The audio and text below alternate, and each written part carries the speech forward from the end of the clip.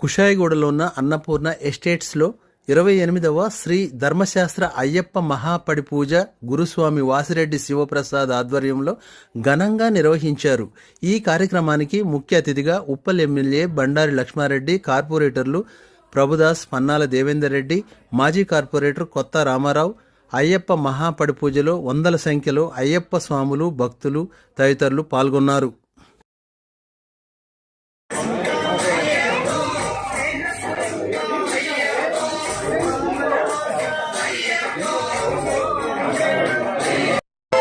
తిరుమల తిరుపతిలో